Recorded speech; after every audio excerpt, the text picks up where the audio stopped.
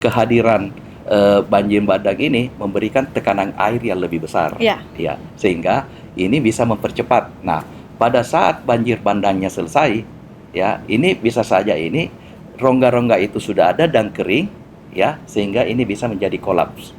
Ya.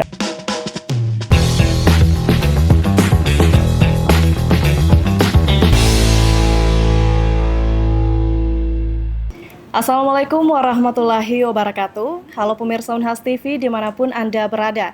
Senang sekali saya Rahmati Ardi dapat kembali menjumpai Anda dalam program Unhas Pika. Pemirsa, beberapa waktu lalu warga Sumatera Barat dikejutkan dengan kemunculan lubang besar atau sinkhole di kawasan persawahan Nagari Situjuah Batua, Kabupaten 50 Kota. Lahan yang selama ini menjadi ruang hidup sekaligus sumber penghidupan tiba-tiba amblas setelah banjir melanda di sejumlah wilayah di Aceh dan Sumatera. Fenomena ini dengan cepat menyita perhatian publik. Banyak spekulasi yang muncul di tengah masyarakat. Ada yang menilai bahwa ini merupakan peristiwa mendadak, ada juga yang mengaitkannya dengan banjir yang baru-baru ini terjadi. Namun sebenarnya munculnya sinkhole ini ada proses alam yang jauh lebih kompleks di baliknya. Dan di episode kali ini kita akan membahas mengenai sinkhole, mulai dari proses terjadinya, kemudian risiko yang menyertai, hingga bagaimana pendekatan teknik geologi membantu kita memahami dan mengantisipasi kejadian serupa di masa depan. Dan untuk itu telah hadir bersama kami di studio Unhas TV, ada Ketua Departemen Teknik Geologi Fakultas Teknik Universitas Hasanuddin, sekaligus Kepala Laboratorium Geomorfologi dan Geologi Kuarter Teknik Geologi Unhas, Bapak Dr. Engineering Hendra Pahri, STM Engineering. Assalamualaikum warahmatullahi wabarakatuh, Pak. Waalaikumsalam warahmatullahi wabarakatuh. Gimana kabarnya, Pak? Alhamdulillah sehat walafiat. Ya, selamat datang di Unhas TV dan terima kasih sudah hadir di Unhas Pika, Pak. Seperti yang saya jelaskan tadi, Pak, mengenai sinkhole yang baru-baru ini viral diberitakan di mana-mana ya, Pak. Apakah ini merupakan peristiwa normal, Pak, untuk kejadian munculnya sinkhole ini? Iya, terima kasih. Jadi sinkhole ini ya merupakan fenomena geologi ya yang mengalami amblasan secara vertikal, runtuhan dan mengakibatkan lubang ya yang mungkin bisa diameter yang besar dan kedalaman yang mungkin bisa di atas 10 meter. Nah, fenomena ini apakah ini lazim? Ini saya kira ini biasa saja kalau dari pandangan geologi yang memahami batuan ya. Karena sinkhole ini terjadi pada batuan-batuan seperti batu gamping, batu kapur ya yang mengalami pelarutan. Jadi kita melihat itu terjadinya di mana. Jadi ini biasa saja kalau dari pandangan geologi. Ya. Ya, ada kan yang disebut juga longsor dan erosi atau amblasan tanah, Pak. Iya. Itu kalau dari sudut pandang teknik geologi sendiri, apa perbedaan sinkhole dan ketiga fenomena alam tersebut? Iya, jadi ketiganya ini adalah fenomena geologi, ya, yang membedakan bahwa proses kejadiannya. Ya, jadi sinkhole ini fenomena geologi yang mengalami proses ya amblasan, jatuhan, runtuhan pada permukaan air, permukaan tanah dan terjadi runtuhan secara vertikal ya sehingga ada kedalaman jadinya. Nah, sekarang kalau longsoran itu pergerakan tanah juga tetapi memiliki bidang gelincir. Jadi ada bidang gelincir secara gravitasi material batuan ini dari ketinggian sampai ke bawah. Jadi ada pergerakan tapi ada bidang lerengnya. Nah, kalau amblasan, ya ini sama juga fenomena geologi mengalami pergerakan, tetapi ini secara perlahan. Kadang kita tidak bisa melihat secara langsung di lapangan, lambat, tetapi bisa mengakibatkan dampak yang besar karena langsung terjadi reruntuhan. Ya, seperti itu. Jadi memang sama-sama pergerakan tanah ya, Pak, tapi beda di proses terjadinya. Ya, apakah fenomena sinkhole ini merupakan fenomena yang tiba-tiba terjadi seperti yang dipahami masyarakat pada umumnya, Pak, atau ada memang gejala awal yang muncul kalau sinkhole ini akan terjadi begitu, Pak? Iya, jadi prosesnya ini kita memahami dari proses geologi bahwa Ini sinkhole ini pada umumnya terjadi pada bentang alam secara geomorfologi ya, Ya. bentang alam kars ya. Jadi ada istilah kars ya. Jadi ini terjadi karena adanya proses pelarutan batu gamping, batu kapur ini yang di bawah permukaan. Nah, secara mata biasa kita tidak bisa melihat langsung proses kejadiannya karena ini adalah proses yang jangka panjang. Ya. Bukan hanya mungkin 10 tahun, 100 tahun, bisa sampai 1 juta tahun karena proses geologi pada batu gamping yang di bawah permukaan. Ya. Nah, yang bisa kita ini kan karena adanya proses pelarutan air bawah permukaan air tanah. Nah, yang kita lihat ini yang di atas permukaannya, ya, yang Ya. tidak melihat bagaimana seperti batu kapurnya itu.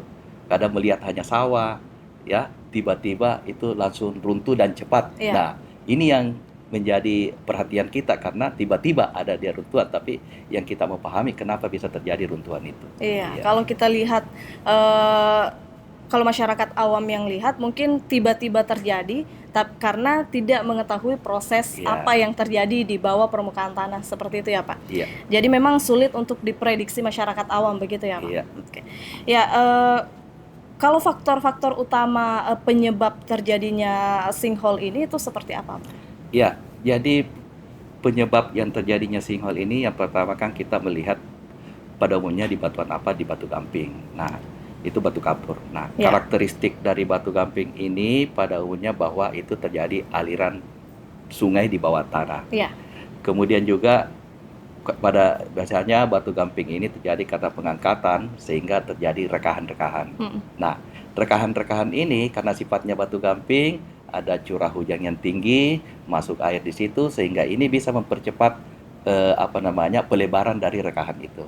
Sehingga rekahan ini ya bisa tidak keseimbangan Ya. daya dukung batuan yang dibawa karena sudah ada rongga yang ada di bawah ini. Nah, dengan adanya mungkin pembebanan dan pemicu-pemicu di atas permukaan, sehingga inilah perlahan dia merubah ini karena tidak adanya daya dukung batuan untuk menopang yang ada di atas permukaan ini karena yang di bawah ini bisa saja sudah kolaps. Iya.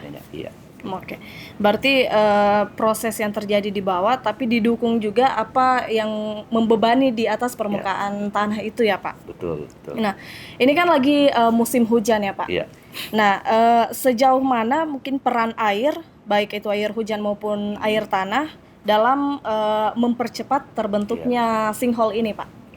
Iya. Jadi air ini kita bisa katakan adalah pemeran utamanya. Oh, pemeran utama Pemeran memang. utama. Oke. Ya. Karena kenapa? Sumber air ini ada sumber air hujan dan Iya. sumber air bawah tanah. Iya. Nah, karena ini keduanya ini secara kimia ya dengan bertemu dengan batu gamping yang ada unsur karbonatnya sehingga ini air ini bisa mempercepat pelarutan. Iya. Ya. Jadi yang memicu bagaimana ini percepatan kebesaran rongga-rongga yang ada di dalam batu gamping ini sehingga membentuk peluang-peluang untuk menjadi sinkhole, disitulah fungsi air di situ yang bergerak. Ya. Itu yang paling mendukung ya Pak terbentuknya sinkhole ini. Ya, salah satu dia pemicu yang terbesar karena dia pemeran utama karena disitulah dia secara kimia dia Mengikis. Iya. Ya. Oke. Banyak masyarakat yang kemudian mengaitkan banjir bandang yang Iya. baru-baru ini terjadi di Aceh dan Sumatera dengan kemunculan sinkhole ini Pak. Iya. Apakah memang berhubungan langsung atau seperti apa? Ya, jadi hubungannya seperti apa? Ya, namanya air ya. Jadi bisa mempercepat apalagi dengan volume yang besar. Nah, kehadiran banjir bandang ini memberikan tekanan air yang lebih besar. Ya. Ya, sehingga ini bisa mempercepat. Nah, pada saat banjir bandangnya selesai, ya, ini bisa saja ini rongga-rongga itu sudah ada dan kering, ya, sehingga ini bisa menjadi kolaps. Ya, dengan adanya beban di atas ini sehingga bisa langsung cepat runtuh gitu dia ininya. Jadi banjir bandang bukan menyebabkan terjadinya sinkhole, Ya. tetapi bisa saja memberikan tekanan air yang lebih tinggi sehingga bisa mempercepat Terbentuknya sinkhole itu. Iya. Ya. Ini kan sinkhole terjadi dan viral baru-baru ini di Kabupaten 50 Kota, Iya. Pak. Kalau kita lihat di Sulawesi Selatan sendiri, apakah pernah terjadi sinkhole serupa atau seperti apa? Iya, Pertanyaan yang bagus ya. Kalau kita belajar, ini kan lagi viralnya 50 kota Iya, ini, viralnya ya pertama kita sebagai orang geologi melihat formasi batuan di sana. Jadi iya, formasi batuan yang ada di 50 kota ini adalah kalau kita melihat geologi lembar Pekanbaru itu ada namanya formasi Kuatang ya, berisi itu nama batuan yang tertua di sana. Nah, berisi ada tufa, ada batu gamping. Nah, iya. formasi batuan ini ada kesamaannya juga di Sulawesi Selatan. Jadi kalau kita seperti berjalan di Maros, Pangkep, ya itu sama formasi Tonasa itu berisi dengan batu gamping, ya batu kapur. Nah, pertanyaannya pernah enggak hal yang sama? Ya pernah. Jadi di Sulawesi Selatan ini itu kita pernah apa namanya juga dikejutkan dengan adanya sinkhole, ya itu berada di daerah Cambah, ya di daerah Cambah dan persis sama itu di daerah persawahan, Daerah ya persawahan. persawahan dan juga diameternya sekitar 10 sampai 20 meter, Hampir sama juga bentuknya, hampir Pak, sama ya. bentuknya dekat sawah. Dan ini kejadian di 2019. Kemudian kejadian yang baru-baru ini 1 tahun terakhir ini di April 2025 Ya. itu di perjalanan Camba dari Bone ke Makassar, ya di tengah jalan itu terdapat lubang, ya itu juga sinkhole tapi diameternya itu kecil ya karena tidak sampai mungkin 2 meter Ya. tetapi punya kedalaman lebih 10 meter. Ya, Hmm. jadi fenomena ini sudah ada kejadian juga di Sulawesi Selatan karena dari formasi batuan itu. Iya. Oke, berarti karakteristik suatu wilayah itu tergantung dari formasi batuannya dengan adanya kemunculan sinkhole ini ya, Pak? Iya, betul. Jadi sinkhole ini kita melihat bagaimana komponen batuan penyusunnya. Hmm. Iya. Jadi hanya kita bisa coba belajar ya. Karena jangan sampai ini bahwa oh ini terjadi di Batu Gamping, di Batu Kapur. Ya, Ah, ternyata kita berjalan ini di atas ini tidak ada batu kapur. ya, Ah, itu perlu kita juga perhatikan karena kedua contoh yang di 50 kota ini dengan di Camba ini bukan batu gamping pada saat di posisi atasnya. Itu oke. ada lapukan batuan lain dulu. Jadi kita tidak melihat secara langsung. Nah, ini yang perlu mungkin juga kita bisa secara edukasi mendapatkan pemahaman ini. Iya. Iya. Dan memang yang muncul itu seperti di 50 kota dan di Camba itu, Pak, memang yang berdiameter sekitar 15 Iya. meter itu di persawahan ya, Pak? Iya, betul. Sama di 50 kota kemarin. Dan yang unik di 50 kota kemarin itu katanya dia viral karena bentuknya yang unik dan warna airnya, Iya, Pak, iya. biru kehijauan. Itu apakah ada penjelasan ilmiahnya dengan warna airnya atau seperti apa, Pak? Iya, terkait warnanya ini tergantung juga kondisi kapan kita bisa melihat ya, karena berdasarkan referensi kami melihat secara visual yang di 50 kota itu ada dua jenis ya. Ya, Memang pada mungkin di siang hari karena kita lihat bayangan itu dia warna biru ya. ya, Tapi ada juga kondisi dia ini keruh ya. ya, Mungkin pada saat dia kondisi hujan ini sehingga pengaruh air di bawah permukaan air tanah ini itu menjadi keruh. Tapi namun memang kalau dia kondisi realnya itu kalau pas di posisi batu gampingnya air tanah di bawah permukaan pada batu kapur ini kondisi sangat baik karena dia jernih, kemudian dia juga karena mungkin ini kenampakan batuan apa semua sehingga memperlihatkan bahwa dia memang ini warna biru. ya. Ya, seperti itu. Ya, sempat juga diberitakan bahwa 50 kota ini jadi wisata dadakan, Pak, katanya ya. Wisata dadakan, bahkan ada yang percaya karena mungkin dari warna airnya Ya, yang cukup unik, ada yang percaya bahwa airnya ini bisa menyembuhkan penyakit. iya, Tapi ternyata setelah viral diberitakan seperti itu, ada yang menyanggah bahwa dari penjelasan ilmiah sendiri ini tidak airnya itu mengandung bakteri berbahaya iya, ya, Pak. iya. Apakah memang seperti itu atau seperti apa, Pak? Iya, ini menarik ya, karena terkait kualitas air Iya, ya. Nah, harus kita pahami posisi eh, sinkhole ini berada di mana.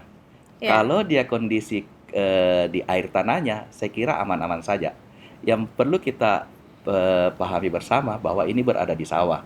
Di sawah ini proses sebelumnya sawah itu sudah terjadi proses pemupukan, ya, iya, mungkin ada pencemaran. Nah, ini yang perlu kita antisipasi. Karena kenapa? Interaksi dengan air permukaan, dengan air bawah permukaan, ini yang perlu kita pahami kira-kira kandungan air ini pasca kejadian ini seperti apa. Ini yang menjadi concern, sehingga perlu dimitigasi bahwa kita tidak melihat dari segi mistiknya bahwa air ini menjadi penyembuh penyakit atau bagaimana, tapi ya memang. Tapi kalau secara ilmiah bahwa kondisi original air di bawah permukaan dengan batu kapur ini mengandung zat-zat kapur yang Ya. membantu dalam hal satu vitamin karena itu ada kandungan-kandungan karbonat semua itu, vitamin-vitamin itu bisa. Tapi ini karena sudah bercampur dengan air permukaan, itu yang menjadi concern kita. Iya. Iya.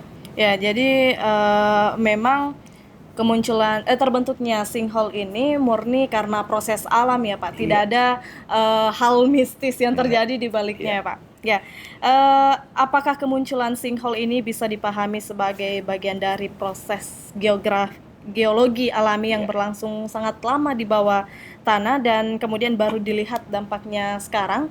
Itu jangan dijawab dulu Pak, karena kita akan kembali setelah jeda pariwara berikut ini. Tetap di Unhaspika.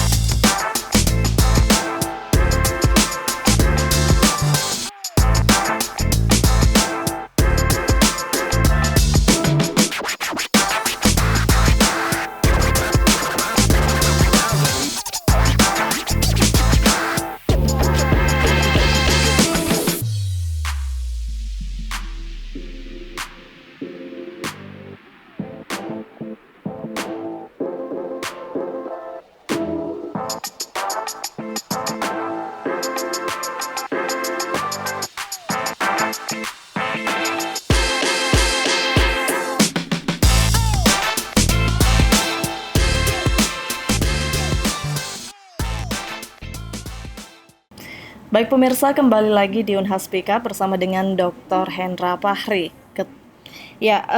Mengenai kemunculan sinkhole, apakah ini bisa dipahami sebagai bagian dari proses geologi alami yang berlangsung lama di bawah tanah dan kemudian baru kita rasakan dampaknya sekarang Pak, atau bagaimana? Ya, kalau melihat prosesnya bukan proses cepat ya, ini proses yang lama memang sudah berproses bagaimana terjadinya pengendapan batuan, kemudian ada proses geologi sampai hari ini, Ya. sehingga inilah yang kita lihat ini karena kondisi hari ini, Ya. ya, sehingga dari kondisi hari ini dengan mungkin melakukan investigasi kita bisa belajar terkait bagaimana proses kejadiannya itu. Ya. Ya, kalau di Indonesia sendiri, apakah terdapat wilayah-wilayah yang secara geologi itu lebih rawan mengalami sinkhole, Pak? Dan apa mungkin karakter yang dimiliki wilayah tersebut? Ya, ketika berbicara tingkat kerawanan, pertama kita bisa dulu melihat dari potensi potensi mungkin kebencanannya. Ya, artinya kita harus belajar bahwa ini akan berpotensi semua di ininya. Nah, tingkat kita bagaimana derajat kerentanannya, ya kita harus melihat beberapa sisi dia ininya. Ya. Jadi kita melakukan pemetaannya,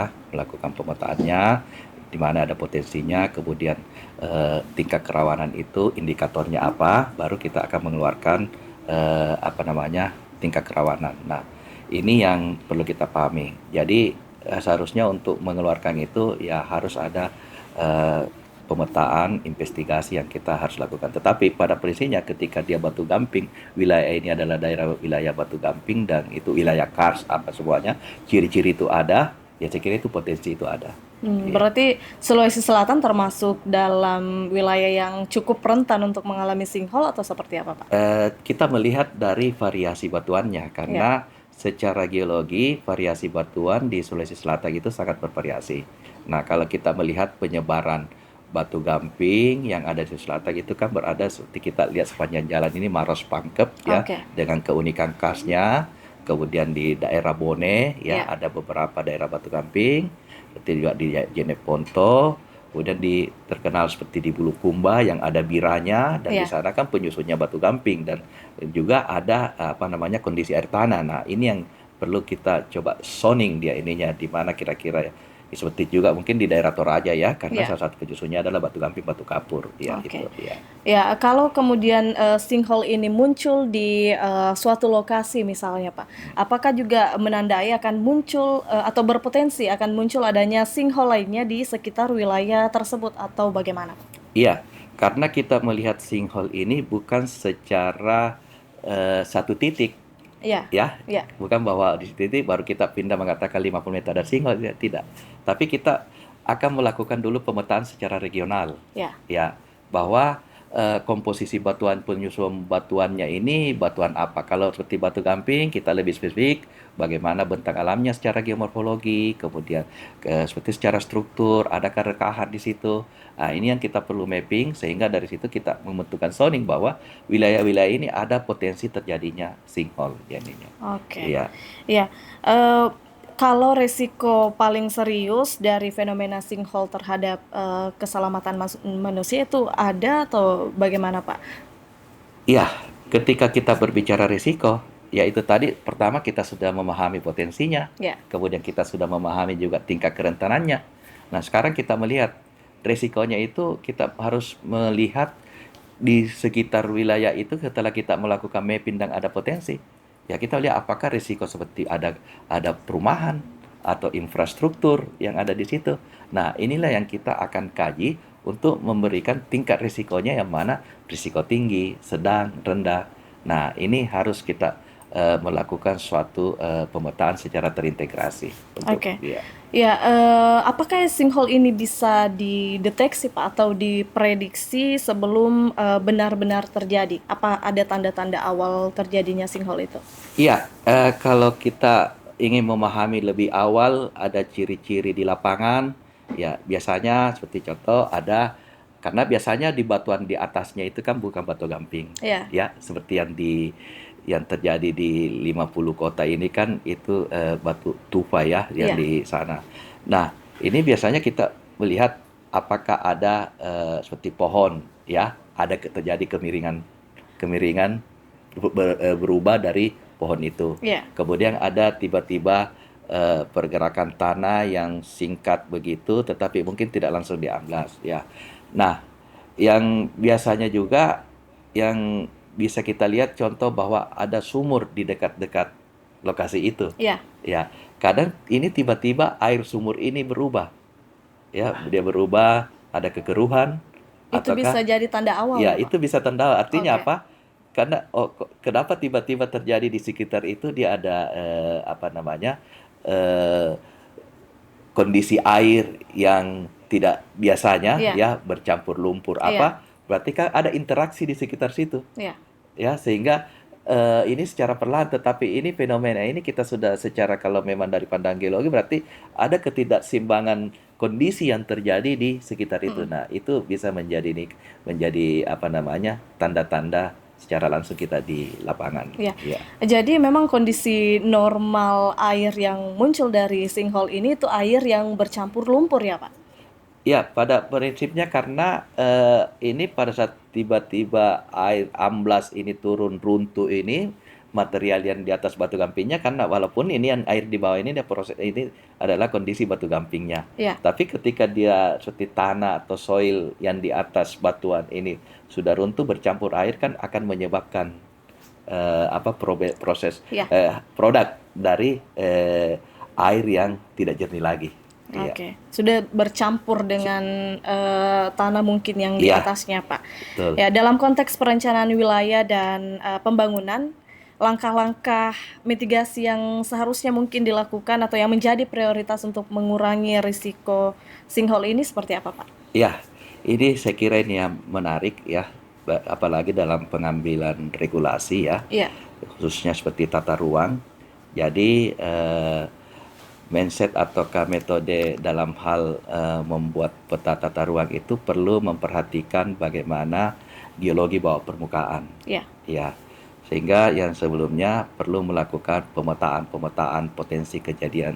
Salah satunya seperti mungkin sinkhole kalau terkhusus batuan batu gamping, Ya. ya, batu kapur, sehingga ini bisa dijadikan sebagai acuan, ya, sebagai acuan di dalam hal membuat peta tata ruang, ya, sehingga ini bisa ada kebijakan-kebijakan kira-kira kalau contoh dia sudah ada batu gampingnya dan ada potensinya itu kira-kira seperti apa mitigasinya.